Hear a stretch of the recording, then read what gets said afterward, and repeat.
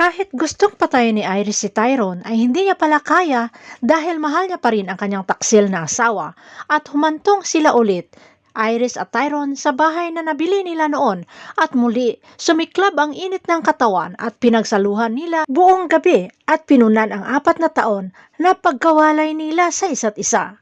Panay pa rin ang hingi ng kapatawaran itong si Tyrone sa kay Iris sa nagawang kasalanan. Samantala nakita ni Iris si Tyrone na tinitingnan ang larawan ni Jasmine Flores na may 15 million na reward.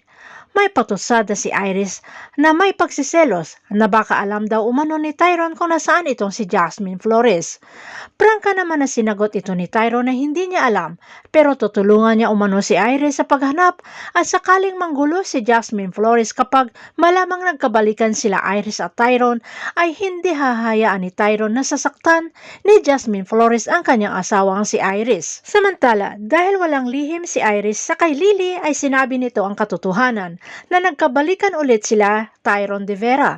Pero hindi nagustuhan ni Lily na hindi sinabi ni Iris ang tungkol sa anak nila Jasmine at Tyrone at payong kaibigan ay pilit inimulat ni Lily kay Iris na ginagamit lang siya umano ni Tyrone de Vera. Samantala tinanghali ng gising itong si Agent Fernandez dulot ng kalasingan kagabi. Pagkagising ay nakita ang notes na iniwan ni Jasmine o Lavender na nakahanda na umano nito ang almusal. Pagpunta sa kusina ay palingalinga itong si Agent Fernandez at nanibago sa kanyang bahay na napakalinis. Kaya naalala ulit ang yumaong asawa na maalaga kay Agent Fernandez.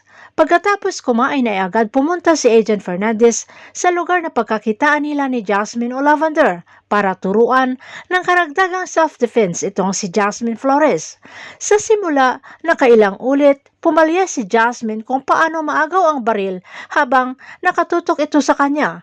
Pero sa pagpursige at napakadesididong matuto ay nakuha rin ni Jasmine ang tamang teknik at bilis, lalo na ang focus, kaya mabilis naagaw ang baril dito sa kay Agent Fernandez. Napahanga naman itong si Agent Fernandez sa kay Jasmine Flores at ang sunod ay ang iba't ibang klase ng patalim kung paano proteksyonan ni Jasmine Flores ang sarili.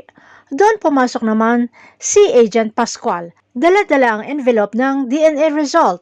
Pero napasipol sa nakita sa kasagsagan ng training na nakalak ang kamay ni Agent Fernandez sa braso ni Jasmine Flores. Agad namang kinuha ni Jasmine Flores ang resulta at natuwa sa nalamang 99.9% si Camila, ang anak ni Jasmine Flores o Lavender Fields. Ang sunod na ginawa ni Jasmine o Lavender ay si Lily at para malaman ang sekreto at plano ay nagkunwaring kakampi at dinamayan si Lily at nauwi sa inuman na nagbaka sakali itong si Jasmine na makakuha ng impormasyon sa kay Lily kung ano pala ang plano ni Lance.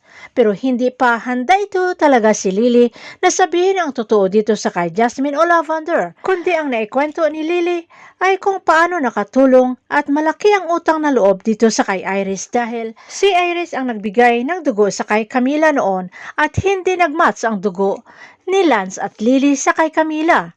Bigoy si Jasmine na malaman kung ano ang plano ni Lance pero ang alam ni Jasmine na balak na pagtakas ni Lance kasama si Lily at Camila ay hindi niya ito papayagan at gagawin niya lahat para hindi na muling maihiwalay sa kanyang anak na si Camila. Abangan na lang natin ang susunod na episode dito sa Lavender Fields.